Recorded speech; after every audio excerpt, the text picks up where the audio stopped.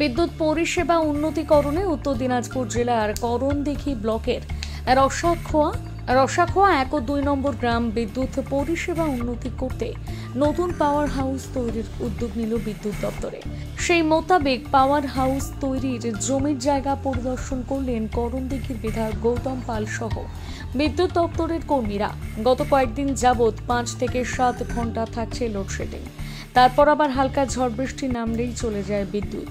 ফলে চরম সমস্যায় পড়ছিল এলাকার মানুষদের সমস্যার কথা চিন্তা করে বিদ্যুৎ পরিষেবা উন্নতি করতে রসাখোয়া 1 নম্বর গ্রাম পঞ্চায়েতের মহেশপুর গ্রামে রাজ্য সড়কের পাশে নতুন পাওয়ার হাউস তৈরির উদ্যোগ নিল বিদ্যুৎ দপ্তর। মঙ্গলবার বিদ্যুতের নতুন পাওয়ার হাউস তৈরির জমির জায়গা পরিদর্শন করলেন করণদিঘির বিধায়ক গৌতম পাল সহ বিদ্যুৎ দপ্তরের কর্মীরা। গত 2-1 বছর ধরে এবং এবারও এই এরিয়ার যেমন রসাখোয়া 1 নম্বর পঞ্চায়েত, রসাখোয়া 2 নম্বর পঞ্চায়েত এবং লাউতরা 1 নম্বর পঞ্চায়েতের সঙ্গে বাজারগাঁও 1 এবং বাজারগাঁও 2 এই 5টা অঞ্চলে ইলেকট্রিক একটু সমস্যা থাকে।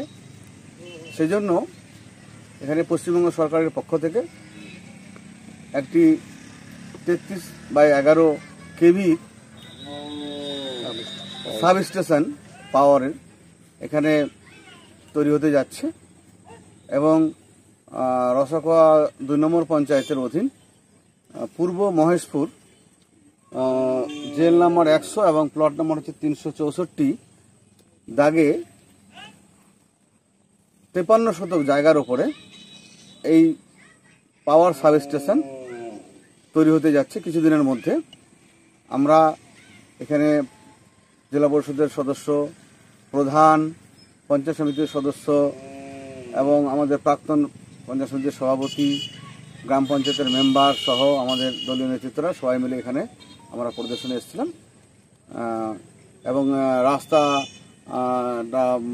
নিচ দিয়ে হবে তার জন্য দেখে গেলাম কীভাবে কী কাজটা করা যায়।